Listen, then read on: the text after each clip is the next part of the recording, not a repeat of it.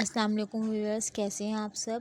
اگر آپ کو میرے ناول پسند آ رہے ہیں تو پلیز میرے چینل کو سبسکرائب کریں، لائک کریں اور شیئر کریں۔ تو شروع کرتے ہیں آج کا ناول۔ آج کا ناول کا نام ہے بڑی آپا بائی جبین چیمہ۔ ربیہ عرف عبدالرحمن عرف بڑی آپا عبدالرحمن اور منیزہ کی پہلی اولاد تھی، پہلی بیٹی، اور وہ بھی اتنی معمولی شکل کی جو کوئی ایک نظر ڈالتا دوسری ڈالنا گوارا نہ کرتا۔ کئی ایک تو اماں کے منہ پر کہہ دیتے تھے، ہائے منیزہ، کس پر گئی ہے تمہاری بیٹی؟ چلو ناک نقشہ جو بھی تھا، رنگ ہی تمہارا لیا ہوتا، سالی کی سالی باپ پر گئی ہے۔ تب اماں بددلی سے سر جھٹک دیتی۔ اصل میں ابا انتہائی معمولی شکل کے مگر اکلوتے اور لاڈلے بیٹے تھے، جن کی ایک ہی فرمائش تھی کہ دلہن جس خاندان کی بھی ہو، امیر ہو یا غریب، خوبصورت ضرور ہونی چاہیے۔ تب دادی سارے جگ میں سے ڈھونڈ کر اماں کو لائی تھیں۔ میدے اور سندور سے بنی اماں جہاں بیٹھ جاتی اجالا ہو جاتا۔ ایسے میں ان کی گود میں ربیہ جیسی بچی، انہیں خود بھی اپنی خوبصورتی کا احساس تھا، مگر لوگوں کے بار بار کہنے اور خاندان کے بے دام غلام بن جانے سے یہ احساس آخری حدوں کو چھونے لگا۔ ربیہ کو شروع کے 1.5 سال دادی نے اپنے پاس رکھا۔ اماں بھی مارے بندے اٹھا لیتی تو جلد کسی کام کا بہانہ کر کے اسے ادھر بٹھا کے اپنے کمرے میں چلی جاتی۔ عبدالرحمن ٹھہرے بیوی کے غلام، انہیں صرف منیزہ کی ذات سے دلچسپی تھی، ربیہ کی ان کے نزدیک کوئی خاص اہمیت نہ تھی۔ ربیہ 1.5 سال کی تھی جب دادی، جو بظاہر انتہائی تندرست اور چاق و چوبند تھی، ہیضے سے چٹپٹ ہو گئیں۔ تب اور کسی کو فرق پڑا نہ ہو، مگر ننھی ربیہ کی صحیح معنوں میں دنیا اجاڑ ہو گئی۔ وہ ننھی سی جان سارا دن بلکتی ہوئی اندر باہر دادی کو ڈھونڈتی رہتی۔ تب کبھی اماں بوتل میں دودھ ڈال کر پکڑا دیتے اور کبھی اماں، جب کبھی بھوک سے نڈھال کہیں رو رہی ہوتی تو اماں کبھی پلاسٹک کے پیالے میں چاول ڈال کے آگے رکھ دیتی، کبھی بسکٹ پکڑا دیتی۔ اماں کی اپنی طبیعت ان دنوں خراب تھی۔ تب ابا نے ربیہ کے لیے ایک 11-12 سالہ لڑکی رکھ لی تھی، جو سارا دن اسے اٹھائے اٹھائے پھرتی تھی اور بظاہر اس کو کھلانے کے لیے کھانا لے جاتی اور خود کھا کے فارغ ہو جاتی۔ ربیہ 3 سال کی ہوئی تو فائزہ نے گھر میں قدم رکھا۔ اماں کے اگلے پچھلے سارے گلے دھل گئے۔ خوبصورت نئے نقش کی گوری چٹی فائزہ جو دیکھتا اٹھانے کو لپکتا۔ اماں اور ابا فخر سے اسے اٹھائے اٹھائے پھرتے۔ ابا اکثر اسے ساتھ لے کر باہر کا چکر لگا کے آتے تو کہتے، آج فلاں کہہ رہا تھا فائزہ تو بالکل یورپین لگتی ہے، یہ تو پاکستانی لگتی ہی نہیں۔ میرے یقین دلانے پر کہ یہ میری بیٹی ہے کوئی مان کے نہیں دے رہا تھا۔ ارے تو آپ ربیہ کو لے جاتے، جو پوری کی پوری آپ پر پڑی ہے، کسی کو کچھ کہنا سننا ہی نہیں پڑتا۔ اماں ٹھٹکا لگاتی۔ یہ تو میری کاپی ہے، اماں فخریہ کہتی۔ تب کسی کونے خدرے میں بیٹھی ربیہ کھلونوں سے نظر ہٹا کے اماں ابا کو حیرانگی سے دیکھتی اور بات سمجھنے کی کوشش کرتی۔ فائزہ کے بعد قاسم اور قاسم کے بعد عائزہ اماں کی گود اور گھر آباد کرنے آ گئے۔ ہر بچہ پہلے بچے سے زیادہ خوبصورت اور گول مٹول تھا۔ ربیہ سب کی بڑی آپا ٹھہری تھی۔ جب اپنے آپ کو سنبھالنے کے ذرا قابل ہوئی تو بہن بھائیوں کی بہت سی ذمہ داریاں اس پر آ پڑیں۔ ربیہ بھائی کا فیڈر ڈھو کے لا دو، عائزہ رو رہی ہے اسے اٹھا کے باہر لے جاؤ، عائزہ کو چاول یا کھچڑی کھلا دو۔ وہ بچوں کے ساتھ ساتھ خود بھی بڑی آپا کہنے لگیں۔ بڑی آپا قاسم کو دودھ دے کر فائزہ اور قاسم کے رات کے کپڑے لا کر رکھ دینا۔ بڑی آپا ان چھوٹے چھوٹے کاموں میں رات گئے تک جٹی رہتی اور بڑی آپا آج سے اماں ابا کی طرف دیکھتی، شاید اسے کوئی صلاح ہے، مگر اس کے لیے ستائش کا کوئی لفظ کسی کے پاس نہ تھا۔ تب اس نے جلد ہی کتابوں میں پناہ ڈھونڈ لی۔ اسے بچپن میں احساس ہو گیا تھا کہ اس گھر میں اس کی کیا حیثیت ہے۔ کبھی آنا جانا ہوتا، اماں فائزہ یا قاسم کو عائزہ کو لے کر چل پڑتی اور آ کر کہتی بھی تو سہولت سے منع کر دیتی، یہ لو تمہارا وہاں کیا کام، تم اپنا بیٹھ کے پڑھو۔ 5ویں 6ٹھی تک آتے آتے اس نے دال چاول اور چھوٹی موٹی سبزی بنانی سیکھ لی تھی۔ وہ ابا کے بھاگ بھاگ کر کام کرتی۔ ابا کبھی اسے پیار سے چمٹا لیں گے، اس کا سر بھی چومیں گے، مگر ابا کے لیے بالکل پتھر ثابت ہوئے۔ اماں اکثر بے دردی سے اس پر تبصرہ کرتی، شکل نہ صورت نہ کوئی ہنر ہی، کوئی کام ہی سیکھ لو کام آئے گا۔ تب ابا بھی اس پر سرسری نظر ڈال کر باقی بچوں کی طرف متوجہ ہوتے۔ اماں گرمیوں کے کپڑے لے کر آئی تھیں۔ وہ ان دنوں 8ویں میں پڑھ رہی تھی۔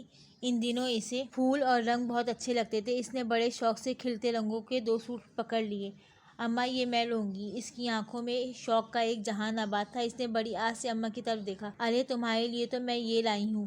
اماں نے اس کے ہاتھ میں پکڑے ہوئے کپڑے لے کر اسے پھیکے رنگوں کے 2 جوڑے پکڑاتے ہوئے کہا، یہ کس کے لیے ہیں؟ اس نے ڈرتے ڈرتے پوچھا۔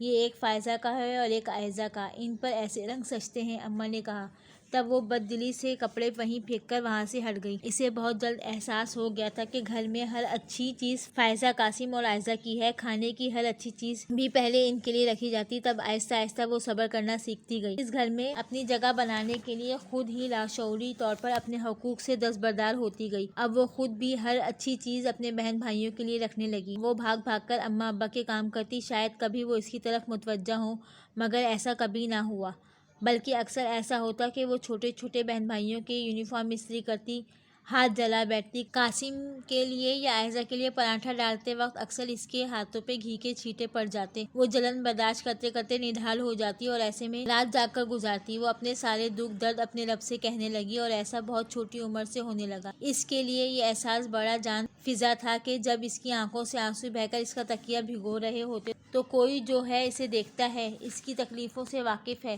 اس نے میٹرک بہت اچھے نمبروں سے پاس کیا تو ابا شہر کے بہترین کالج میں داخلہ کروا آئے۔ اب لوگوں کے احساس دلانے پر ان کی بیٹی کتنی لائق ہے۔ اماں کو احساس ہوا ان کی عائزہ اور فائزہ کے علاوہ بھی ایک بیٹی ہے جو کالج میں پڑھتی ہے، اور وہ بھی شہر کے بہترین ادارے میں۔ اب کبھی کبھار کسی کے آنے پر اماں اس کی بھی ایک آدھ تعریف کر ڈالتی، مگر فائزہ بھی پڑھائی میں اچھی تھی اور قاسم تو بہت ذہین تھا۔ ان کو آئے دن کوئی نہ کوئی انعام ملتا رہتا تھا۔ اماں جہاں بڑی آپا کا تعارف فقرے میں ختم کرتی، وہیں فائزہ، قاسم اور عائزہ کی تعریفوں کے پل باندھ دیتی۔ اماں کو شروع سے یاد رہتا کہ اس بچے کے کب امتحان میں، بلکہ ان کے ٹیسٹ تک یاد رکھتی، مگر لبیہ کے FSC کے امتحان ہی اماں کو یاد نہ رہے۔ اس دن اس کا بائیولوجی کا پرچہ تھا۔ وہ صبح صبح تیار ہو کر نیچے آئی، کچن خالی پڑا تھا۔ اس نے کچھ بھی سوچنے کے بجائے جلدی جلدی چائے کا کپ بنایا اور ٹوسٹ اٹھا کر چائے کے گھونٹ پینے لگے۔ وہ باورچی خانے سے نکلنے کو تھی جب فائزہ اور قاسم باورچی خانے میں داخل ہوئے۔ بڑی آپا، اماں کو رات سے فلو ہے، اس لیے وہ نہیں اٹھ رہی، مجھے میٹھا پراٹھا بنا دیں۔ میں نے اماں کو کل کہا تھا مگر ان کو چھینکیں آ رہی تھیں، آپ بنا دینا پلیز پلیز، فائزہ بولی۔ اور مجھے French toast please please, Qasim Faiza کی نقل کرتا ہوا بولا۔ اور مجھے پراٹھا آملیٹ کے ساتھ۔ عائزہ بھی آ پہنچی۔ سوری بھائی، مجھے دیر ہو رہی ہے، میرا سالانہ امتحان ہے اور میری بس آنے والی ہے۔ اس نے بچ کر نکل جانا چاہا مگر قاسم راستے میں آ کھڑا ہوا۔ تو یہ کس طرح ہو سکتا تھا کہ خود تو کھا پی لیا اور ہم سارا دن بھوکے بیٹھے رہے؟ اماں جانے کب اٹھتی؟ بس ہمیں تو ناشتہ چاہیے۔ قاسم اور فائزہ ایک زبان بولے، مگر میری تو بس آنے والی ہے اور میرا سالانہ امتحان ہے۔ اس نے انہیں احساس دلانے کی کوشش کی۔ بڑی آپا، جتنی دیر سے آپ بحث کر رہی ہیں اتنی دیر میں تو پراٹھا پک بھی جاتا۔ عائزہ بولی، ہاں تو اور کیا، میرے فرنچ ٹوسٹ اس سے آدھے وقت میں بن جاتے، مگر تب بس کا ہارن ہوا اور وہ سب ایک لمحے کے لیے دوسری طرف متوجہ ہوئے اور اس نے باہر کی طرف دوڑ لگا دی۔ اس کا پرچہ اچھا ہو گیا تھا۔ چونکہ اس کی ذات سے کسی کو خاص دلچسپی نہیں تھی، اس لیے وہ اپنی خوشیاں اور غم اپنے تک محدود رکھتی۔ وہ گھر آئی تو اماں کو ابھی تک بخار تھا۔ اس نے سلام کیا تو انہوں نے منہ پھیر لیا۔ اماں کیا ہوا؟ اس نے لاعلمی سے ان کی طرف دیکھا۔ واہ بھائی واہ، بڑی اچھی بڑی آپا ہو، خود تو کھا پی کے نکل گئی اور چھوٹے بہن بھائیوں کو پوچھا بھی نہیں، بیچارے دیر تک بھوکے بیٹھے رہے۔ اب کہیں جا کر تمہارے ابا کھانا لینے گئے ہیں؟ ہمارے حلق سے تو تب تک نوالا نہیں اترتا تھا جب تک چھوٹے بہن بھائیوں کو کھلا پلا نہ دیتے۔ اماں بولی، اماں میرے سالانہ امتحان ہو رہے ہیں، میں خود لیٹ اٹھی تھی، بس چائے کے کپ کے ساتھ ایک ٹوسٹ کھا کے چلی گئی۔ اس نے وضاحت کی تھی، مگر ایسی وضاحتوں کا اماں پر کیا اثر؟ اماں میں کیسے ان کے ناشتے کے پیچھے پرچہ چھوڑ دیتی؟ ربیہ، پرچے تو ہر سال ہوتے ہیں مگر بہن بھائی کہاں ملتے ہیں؟ ان کو دکھ دے کر، چھوٹی چھوٹی فرمائشیں پوری نہ کر کے تم نے کون سی خوشیاں حاصل کر لوگی؟ اماں بے رخی سے بولی۔ وہ آنسو پیتی ہوئی اٹھ کر کمرے میں آ گئی جہاں اس کی تنہائی تھی اور اس کا رب۔ وہ شام میں باہر آئی تو باورچی خانے میں رونق کے آثار تھے۔ وہ بال سمیٹتی باورچی خانے میں چلی آئی۔ سامنے پھپھو گوشت بھون کے سبزی ڈالنے کی تیاریوں میں تھیں۔ او پھپھو آپ؟ وہ پھپھو سے لپٹ گئی۔ دادی کے بعد اسے پھپھو اچھی لگتی تھی مگر وہ بہت کم آتی تھی۔ ارے ربیہ، اتنی بڑی ہو گئی ہو۔ انہوں نے سر سے پاؤں تک اس کا جائزہ لیا۔ بھابھی نے تو تمہیں 10 11 12 سال کی عمر سے ہی گھر کے کاموں میں لگا دیا تھا، مگر فائزہ نے تو پیاز تک نہیں کاٹ سکتی اور آٹا اسے بھابھی نے خود ہی گھونڈنے سے منع کیا ہے کہ ہاتھ خراب ہوتے ہیں۔ ہاں بھائی، خوبصورتی کی حفاظت تو کرنی ہی پڑتی ہے، انہوں نے ہانڈی میں ڈوئی ہلاتے ہوئے کہا۔ میں چائے بنا رہی ہوں، آپ پئیں گی؟ اس نے پھپھو سے پوچھا۔ بھائی امی کا تو نہیں، میں ضرور پیوں گا۔ عاطف کچن میں داخل ہوا۔ پھپھو کا بیٹا جسے بانس کہتے تھے، اور جانتی تھی اگلے بہت دن سے عاطف کی شامت آنے والی ہے اس کے بہن بھائیوں کے ہاتھوں، مگر پھپھو کے آنے سے کم از کم یہ ضرور ہوا کہ امتحان سکون سے گزر گئے۔ ربیہ امتحان سے فارغ کیا ہوئی؟ گویا اماں ہر کام سے فارغ ہو گئیں۔ اماں جو بہت خوبصورت تھی، جنہیں ابا ہر وقت یہ جتانے سے عجیب راحت ملتی تھی کہ وہ خوبصورت ہیں اور ابا کم صورت کبھی اپنے حوالے سے، کبھی چھوٹے 3 بہن بھائیوں سے ربیہ کا مقابلہ کر کے، کبھی ابا کو یہ جتاتے کہ ان کے لیے تو بڑے بڑے گھروں سے رشتے آ رہے تھے، یہ ابا مرحوم ہی ان کے ساتھ زیادتی کر گئے۔ ابا کی نوکری اچھی تھی، گھر میں بہت خوشحالی نہیں، بدحالی بھی نہیں تھی، مگر بقول ان کے ایک چوری چکاری کا ہر وقت خطرہ اور دوسرا ہر وقت ان کے مطالبے اور چھٹیاں۔ اب بڑی آپا کی صورت میں ایک مستقل ملازمہ میسر آ گئی تھی۔ بڑی آپا آج کیا پکائیں؟ اماں بڑے میٹھے لہجے میں پوچھتی، اسی لہجے میں جس کے لیے وہ ترستی تھی۔ آج وہ سوچنے لگتی تب کہیں فائزہ یا قاسم نکل آئے۔ بڑی آپا آج پلاؤ اور کباب بنا لیں، عائزہ کہتی۔ بڑی آپا آج کوفتے بنا لیں، یا ابا کہیں سے بول پڑتے، بھائی آج تو کڑھائی کھانے کو دل کر رہا ہے۔ اور کبھی جو آسمان پر کہیں بادل نظر آتے، فائزہ کو بریانی اور قاسم کو دال کا حلوہ چاہیے ہوتا۔ اس کے ہاتھ میں ذائقہ تھا، آہستہ آہستہ سب پکانا سیکھ گئی تھی۔ اس کا FSC کا نتیجہ اچھا نہیں تھا کہ وہ میڈیکل کالج میں جاتی، تب اس نے BSc میں داخلہ لے لیا، مگر اب اسے آئے دن چھٹی کرنا پڑتی۔ کبھی اس کے بغیر گھر کا نظام بگڑنے لگتا، کبھی عین کالج کے وقت اماں بیمار پڑ جاتی، کبھی جبکہ کالج کا نکلنے کا وقت نکل جاتا تو وہ ٹھیک ہو جاتی۔ بڑی آپا آج مشین نہ لگائیں، وہ آئے دن اس سے کہتی، چلو میں تمہارے ساتھ کپڑے دھلواتی ہوں، مگر کچھ ہی دیر بعد ان کو اسٹور میں کوئی اہم کام یاد آ جاتا یا کمر کا درد شروع ہو جاتا یا چکر آنے لگتے، تب وہ انہیں خود ہی بٹھا دیتی، بلکہ سچ میں نیمبو پانی یا چائے بھی بنا کر لا دیتی۔ ربیہ گھر پہ ہوتی تو بمشکل چند گھنٹے پڑھائی کے ملتے، سارا دن کام کی آوازیں پڑتی رہتی۔ بڑی آپا میرے سب سوٹ کا دوپٹہ نہیں مل رہا، میرے بند جوتے کدھر ہیں؟ بڑی آپا میری جرابیں؟ وہ پھرکی بنی سارے گھر میں گھومتی رہتی، کہیں سے چند لفظ پیار کے، ستائش کے مل جائیں، کوئی بہن یا بھائی اس کے پاس بیٹھ کر اس سے باتیں کرے۔ پہلے دن کا احساس کمتری اتنی شدت کر چکا تھا کہ سارے اسکول کے زمانے میں اس کی کسی سے دوستی نہ ہو سکی۔ کالج میں اگر اس نے کسی چیز کو سراہا تھا تو وہ سمجھا تھا تو مذاق اڑا رہا ہے۔ اس نے بڑی مشکل سے BSc کی تھی، اور اب گھر میں دل و جان سے چاہتے تھے کہ وہ اپنی پڑھائی کو خیر بات کہہ کے گھر کی ذمہ داریاں سنبھال لے، مگر گھر سے باہر چند گھنٹے وہ اپنی مرضی کے گزارتی تھی، اس کے لیے غنیمت تھے۔ وہ اپنی سب سے بڑی خوشی کو ہاتھ سے جانے دینا نہیں چاہتی تھی۔ اس نے ابا سے بات کی تو ابا سے پہلے اماں بول پڑی، نہیں بھائی اتنی ڈگریوں کی ضرورت نہیں، تمہاری پھپھو اپنے بیٹے کے لیے آنا چاہ رہی ہیں، میں چاہتی ہوں تمہارے فرض سے فارغ ہوں، بس تم اب گھر سنبھالو تاکہ آگے جا کر کوئی مشکل پیش نہ آئے۔ وہ چپ چاپ اٹھ کر باورچی خانے میں چلی آئی۔ دوپہر کا سالن رکھا تھا، وہ واپس اماں کے کمرے میں یہ پوچھنے کہ رات کو روٹی بنے گی یا چاول آئی تو اپنا نام سن کر باہر ہی رک گئی۔ بھائی آپ کی بہن کی دیورانی ملی تھی، وہ بتا رہی تھی زبیدہ بھابھی کے گھر رشتے کی طلب گار ہیں، اماں ابا کو بتائی تھی، مگر اتنی جلدی؟ ابھی وہ 20 کی ہوئی ہے، ابھی شادی کی کیا جلدی پڑ گئی ہے؟ ابا نے اماں سے پوچھا۔ پتہ نہیں، ایک تو آپ کی موٹی عقل میں کوئی بات آتی نہیں، گھر میں رشتہ ہو جائے گا تو دینے دلانے کا جھنجٹ ختم، دوسرا ان کو جب تک کہیں گے وہ انتظار کر لیں گے، ابھی سوچنے کا وقت لیں گے، اگلے سال منگنی کر دیں گے اور پھر اس کے 2 سال بعد شادی۔ میرے اندر اتنی عقل ہے، ربیہ کے بغیر یہ گھر نہیں چل سکتا، اماں ابا کو گھر کر بتا رہی تھیں۔ اچھا تو یہ باتیں کچھ دینا نہ پڑے اور وقت بھی کافی مل جائے گا، اس نے کچن میں بیٹھ کر افسردگی سے سوچا۔ پھپھو اور پھپھا رات کو پہنچے تھے، ایک ہلکا سا سوٹ کیس، ایک مٹھائی کی ٹوکری اور ایک پھل کا ٹوکرا۔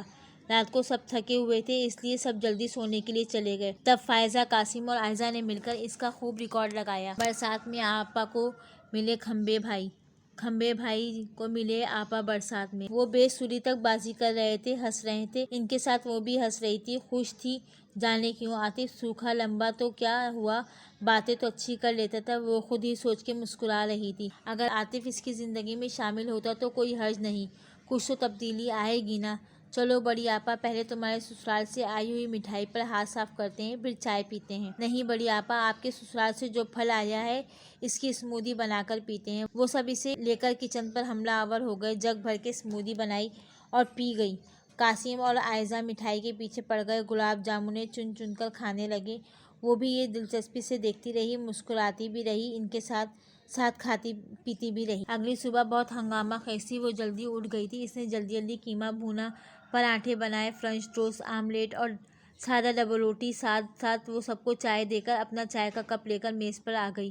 بھائی عبدالرحمن، ہم بڑی آس لے کر آپ کے پاس آئے ہیں، ہمارا جو کچھ ہے عاطف کا ہے، اس کا MSc کا رزلٹ آنے والا ہے، جلد ہی اس کی نوکری ہو جائے گی، پھپھا نے تمید باندھی، تب وہ اپنا کپ اٹھائے کچن میں چلی گئی۔ بات ذرا مشکل ہے، مگر گھر والوں میں ایسی باتیں ہوتی رہتی ہیں پھپھا سانس لینے کو لے کے یا حوصلہ اکٹھا کرنے کو۔ ہم آپ کے پاس فائزہ کے لیے آئے ہیں۔ پھپھا نے بالآخر بلی تھیلے سے باہر نکالی یا بم پھوڑ دیا جس میں باقی سب پر جانے کیا اثر کیا مگر ربیہ کی ہستی کے پرخچے اڑا دیے۔ کیا کہا؟ حق تک بیٹھے اماں ابا میں سے اماں پہلے حواسوں میں پلٹی۔ فائزہ کے رشتے کے لیے جو ابھی FA میں پڑھ رہی ہے، جس کو ناشتہ بھی خود بنا کر دیتی ہوں، جسے اپنا بھی ہوش نہیں، اس کے لیے آپ اپنے بیٹے کا رشتہ لائے ہیں اور آپ کا خیال ہے کہ ہم بن جائیں گے؟ کیا سوچ کر آپ نے اتنی جرأت کی؟ حیرت ہے آپ کو ربیہ کو چھوڑ فائزہ کا نام بھی کیسے لیا؟ اماں چیخ رہی تھی اور وہ باورچی خانے میں سلپ کے ساتھ ٹکی نہ جانے کیا سوچے جا رہی تھی۔ بڑی بیٹی؟ کون سی بڑی بیٹی؟ ربیہ، تم لوگوں نے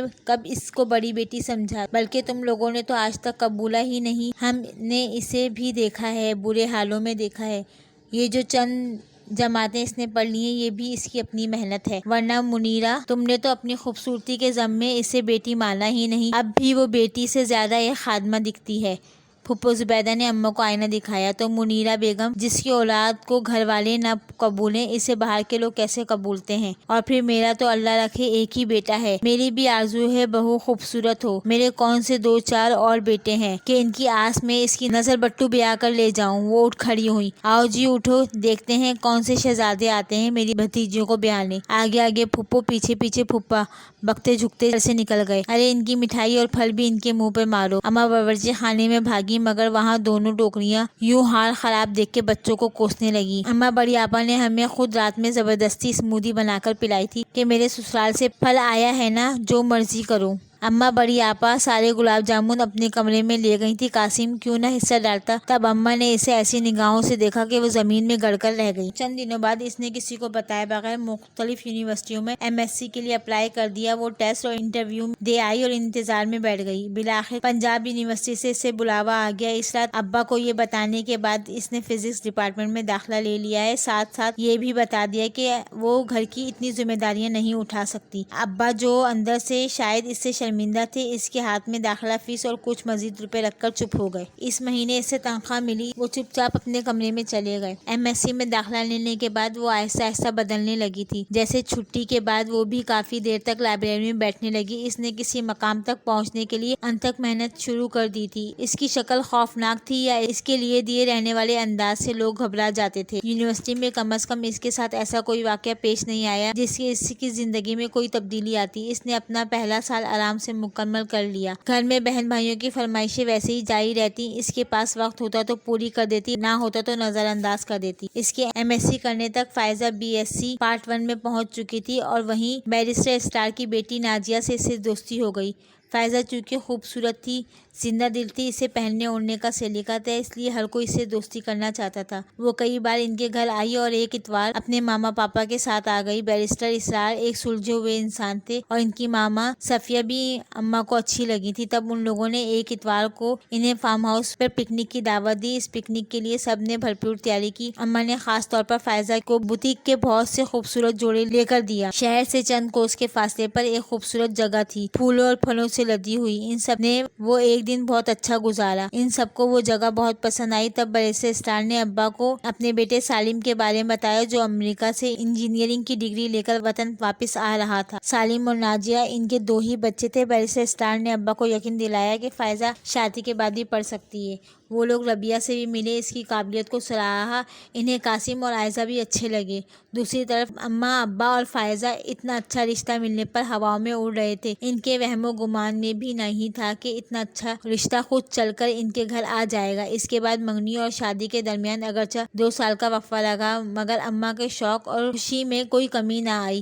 اب ان کے پاس ایک ہی موضوع تھا، فائزہ کا سسرال، اس کے شوہر کی تعریفیں، ان کے گھر کے ساز و سامان، ان کے کھانے پینے کے تذکرے۔ اکثر وہ لوگ شام کو آ جاتے اور پوری شام ربیہ آپا کی کچن میں گزرتی۔ بعد میں ٹرالی سجانے کے بعد بلکہ بھرنے کا کام فائزہ سر انجام دیتی اور تعریفیں سمیٹ کر پھولی نہ سماتی۔ ربیہ کو مقامی ڈگری کالج میں لیکچرشپ مل گئی تھی۔ وہ صبح شام انتہائی مصروف گزرنے لگی مگر اب حیرت انگیز طور پر اماں ابا کے رویے میں فرق پڑنے لگا۔ پہلی کی پہلی रबिया तो अब्बा को पैसे पकड़ा देती या अम्मा को। अब्बा चुपचाप पैसे रख लेते थे, मगर अम्मा बड़ी आपा की शादी और जहेज का जिक्र जरूर करती। इस हफ्ते फारिग होकर बाजार जाती हूँ रजाइयों का कपड़ा लेने, दोनों बहनों की एक जैसी बन जाएंगी। फायजा ने क्रॉकरी देख रखी है, दोनों के लिए एक जैसे बर्तन ले आती हूँ। फायजा का जेवर बनने दूंगी तो साथ तुम्हारा भी ले लूंगी। वो वाकई अम्मा इंसाफ के तकाजे पूरे कर रही थी। वो जो चीज लाती दोनों के लिए लाती। चंद बार कुछ खवातीन रबिया के लिए आई थी, मगर अम्मा को इंतहाई लालची लगी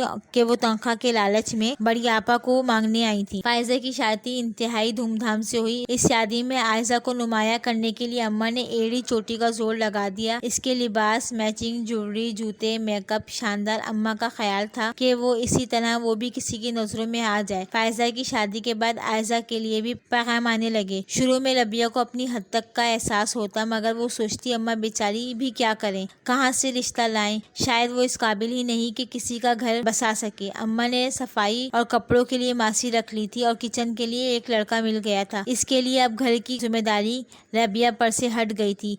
इन्हीं दिनों कासिम को मेडिकल कॉलेज में दाखिला मिल गया और घर के अखराजात पड़ने लगे। वक्त आहिस्ता आहिस्ता बीतने लगा। वो गर्मियों सर्दियों में अपने चंद जोड़े और जूतों के पैसे रखकर अम्मा या अब्बा को पैसे पकड़ा देती।